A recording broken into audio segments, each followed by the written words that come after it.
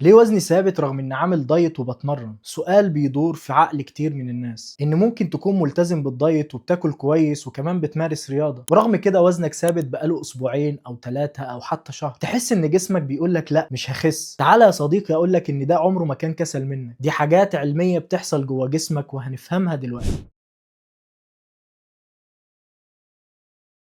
اول سبب يا صديقي هو انخفاض معدل الايض او الحرق، بمعنى ان حضرتك لما بتعمل عجز كبير جدا في سعراتك الحراريه او اكلك اليومي عشان تخس بسرعه، احب اقول لك انك كده بتضعف صحتك مش بتخس. والدليل على كده ان الجسم في الحاله دي بيشعر بالخطر وبيعمل حاجه من اتنين. اول حاجه انه يمسك في كميه الدهون اللي موجوده داخل جسمك وما يقومش بحرقها ابدا، عشان لما حضرتك تعمل له عجز كبير جدا يلاقي مخزون يصرف منه على اعضائه الحيويه الداخليه. الحاجه التانيه انه بيتجه للعضلات فيقوم بتكسيرها واستخدام الطاقه منها، لانها اصلا بالفعل بتكون عامله حمل ولود عليه، وده اسمه ميتابوليك ادابتيشن. والكلام ده وفقا لدراسه تم نشرها سنه 2016 في اوبستي جورنال. تاني حاجه ان ممكن يكون جسمك بيحبس ميه، بيكون السبب في ده التوتر وقله النوم وانك تاكل املاح وسكريات بسيطه بكميات كبيره. فده يخليني اقول لك ان مش معنى الميزان ثابت ان مفيش تقدم، لا، ممكن يكون في فقدان للدهون بالفعل ولكن بيحل محلها ميه. ثالث سبب ان حضرتك لو بتتمرن مقاومه او كروسفيت فيكون في الحاله دي ممكن تكون بتفقد دهون وبتزيد عضل، لكن بتبص على الميزان فبتشعر بالاحباط وبتحس ان ميزانك مش بيتحرك. علشان كده دايما بننصح الناس بعمل قياسات الانبادي. والانبادي مش اي جهاز يا جماعه، في اجهزه مخصوصه ليه، واجهزه بتكون غاليه جدا وبتطلع دقه ممكن تتجاوز ال 95%، وكمان ممكن من خلال الصور او قياسات الملابس مش بالميزان التقليدي بس. السبب الاخير هو النوم والتوتر، بيلعبوا دور كبير جدا، بمعنى ان قله النوم بتقلل هرمون اللابتين اللي بيحسسك بالشبع، وبيزود هرمون الجريلين اللي بيحسسك دايما بالجوع. وده وفقا لدراسه تم نشرها سنه 2004 في جورنال اوف كلينيكال اندوكرينولوجي اند ميتابوليزم. دلوقتي نكون خلصنا الاسباب، وان شاء الله في الفيديو الجاي هنوضح الحلول. ويا ريت لو حابب تستفسر عن حاجه سيبها في التعليقات واحنا هنرد على حضرتك.